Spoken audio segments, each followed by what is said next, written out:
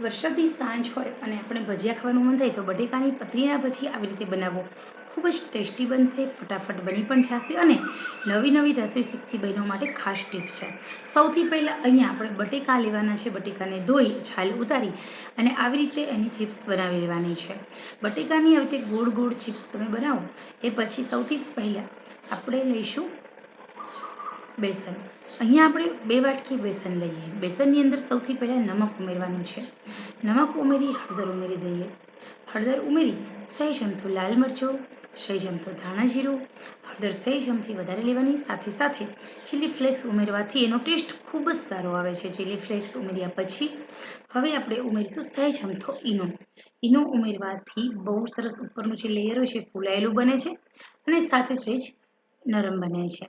અને પાણી ઉમેરી દઈએ. હવે આપણે હલાવી લઈશું. આની અંદર તમે આદુ મરચાંની એકદમ બારીક બારીક સમારેલી પેસ્ટ ઉમેરી શકો છો, કોથમીર પણ ઉમેરી શકો છો. અને હવે આપણે હલાવી લઈએ. લમ્સ ન રહે એ રીતે આપણે બેટર એમ કે બનાવીશું. વધારે પડતું નહીં ઢીલું બનાવીએ કે નહીં વધારે પડતું જાડું બનાવીએ. એકદમ સરસ મજાનું આપણું એકદમ બેસન છે, બેસનનો ઘોળ એ રેડી થઈ જાય છે. હવે આમાં તમે માયનું ટેસ્ટ બેલેન્સ કરવા માટે ચપટી ખાંડ ઉમેરી દેજો. 1 આંગળી અને અંગૂઠામાં આવે એટલી ખાંડ, 4-5 દાણા. એનાથી ટેસ્ટ બેલેન્સ થાય છે અને એનો ટેસ્ટ બહુ સારો આવે છે. તો અહીંયા તમે જોઈ શકો છો એકદમ સરસ મજાનું બનીને ગોળ રેડી થઈ ગયો છે. અંદર લમ્સ ન રહે એનું આપણે ખાસ ધ્યાન રાખવાનું છે.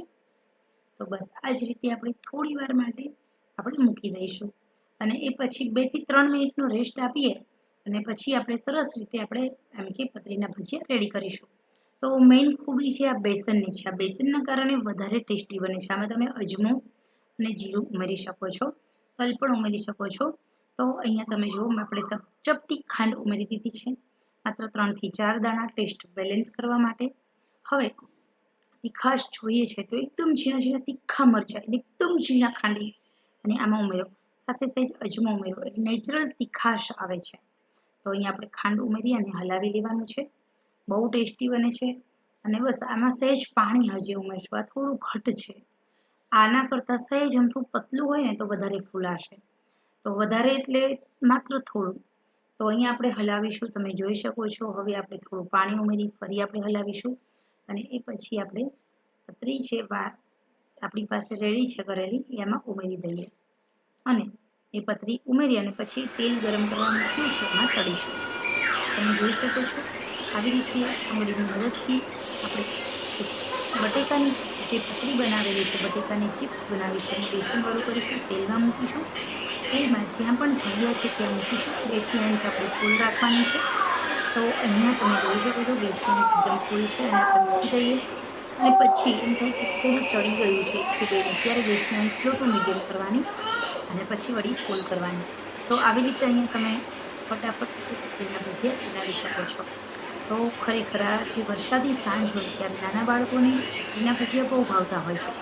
મારા શિવાંશથી મેં પૂછ્યું કે બેટા આજે શું બનાવું જમવામાં, તો એને મને 2 ઓપ્શન આપ્યા. એક છે કે મને તું ઢોસો બનાવી દે સૂજીનો અથવા તો બટેકાની ચિપ્સના ભજીયા. તો મને થયું કે ઢોસો તો એ રોજ સાંજે ખાય જ છે. આજે ચલો વરસાદ પણ આવ્યો છે તો બટેકાની પતરીના ભજીયા બનાવું. તો અહીંયા આપણે બનાવી લીધા ગરમા ગરમ ફટાફટ શિવાંશ માટે પતરીના ભજીયા. અહીંયા મેં તીખા ઓછા બનાવ્યા છે કારણ કે હજી શિવાંશ બહુ નાનો છે તો ના ખાઈ શકે.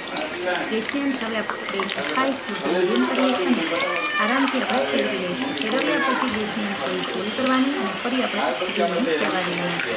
તો વધારે પડતા બળી ન જાય એનું ખાસ ધ્યાન રાખવાનું છે અને આપણે ફેરવી લઈશું.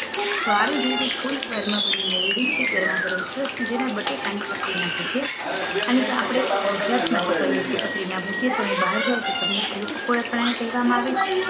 અને આ ચા સાથે, ચટણી સાથે, દહીંની ચટણી સાથે બહુ સરસ લાગે છે. તો અમે ખાસ કરીને આજે અમે કશું જ નહીં કરીએ, દહીંની ચટણી સાથે સર્વ કરવાના છે. કારણ કે ઇન્સ્ટન્ટ નક્કી કર્યું છે કે કોથમીરની ચટણી કે આંબલીની ચટણી બનાવવા માટેનો સમય ઓછો છે. તો ઘરમાં દહીં છે મારા પાસે, તો આપણે સરસ મજાના દહીંની ચટણી બનાવીશું આની સાથે અને ગરમા ગરમ આ પકોડા સર્વ કરીશું. તો ખરેખર મિત્રો સરસ મજાની રેસીપી તમારા માટે છે. એકવાર તમે ફટાફટ બનાવજો, જરૂર બનાવજો. આવી રીતે માયનો ચપટી ખાંડ ઉમેરી દેજો અને બનાવો. બહુ ટેસ્ટી બને છે. અજમો ઉમેરવાથી વધારે ટેસ્ટી લાગે છે. તો અહીંયા આપણા બટેકાની પતરીના ભજીયા બનીને રેડી થઈ ગઈ છે. આવી રીતે ઉકળવા દેવાનું 2 મિનિટ સુધી તેલની અંદર ચડવા દેવાનું છે હવે, અને પછી અંદર કાચા ન રહે ધીમા તાપે કરવાનું. પહેલાં તમારે ગેસની આંચ ફૂલ કરવાની, પછી સ્લો કરવાની અને પછી તમારે ફૂલ કરવાની. તો એ મીડિયમ આંચે ચડવા દેશો તો અંદરથી કાચા પણ નહીં રહે અને મીઠાશ આવે છે. તો અહીંયા હવે આપણે સરસ મજાના ફૂલીને દડા જેવા બટેકાની પતરીના ભજીયા બનીને રેડી છે. આવી જ રીતે આપણે બધા જ પતરીના ભજીયા બનાવી લઈશું અને ગરમા ગરમ ભજીયાને સર્વ કરીશું.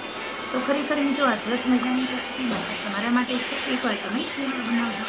તો અહીંયા આપણા ભજીયા આપણે સરસ મજાના પેલી દીધા છે. હવે આપણને એમ થઈ ગયું છે કે ચડી જ ગયા છે, કાચા નહીં હોય. જો ચણાનો લોટ કાચો હોય તો તમને તો શું થાય ખબર છે, ચોટે, ચીકણો લાગે. અને અહીંયા તમે ચડેલા હશે તો કદાચ થોડુંક વાર તમે એમનામ રાખશો ને તો પણ તમને ખાવાની મજા આવશે, ઢીલા નહીં થાય. ઉપરનું લેયર સહેજ કડક હોવું જોઈએ તો મજા આવે છે ખાવાની. તો આપણે એ રીતે થોડી વાર હલાવતા જવાનું, ઉપર નીચે કરતા જવાનું, એટલે આપોઆપ અંદરથી પણ ચડતા છે. અને હવે આપણા પતરીના ભજીયા રેડી છે. આવી જ રીતે આપણે બધા પતરીના ભજીયા બનાવી લઈશું. તો ફરીથી આ રેસીપી કેવી લાગી છે તે મને કહેજો. તો ચલો આપણે દહીંની ચટણી સાથે આપણા તૈયાર કરેલા ભજીયાને સર્વ કરીશું. તો હવે આ તેલ છે એની અંદર આપણે બીજા ભજીયા પાડી લઈશું. તો હવે અહીંયા આપણે બીજા ભજીયા જેમ પહેલાં બનાવીએ એવી જ રીતે પાડી લઈએ છીએ. તો અહીંયા આપણે દહીં લેવાનું છે. દહીંમાં સહેજ નમક, સહેજ અમથું લાલ મરચું અને સહેજ અમથી નાની આવતી જેટલી ખાંડ ઉમેરી હલાવી લીધું છે. અને સરસ મજાની તીખી, ખાટી અને મીઠી આપણી દહીંની ચટણી એવી જ રીતે ઇન્સ્ટન્ટ બનીને રેડી થઈ જાય છે. તો આ દહીંની ચટણી સાથે તમે આ પતરીના ભજીયા આરામથી ખાઈ શકો છો. તો રેસીપી પસંદ આવી હોય તો એકવાર બનાવજો જ.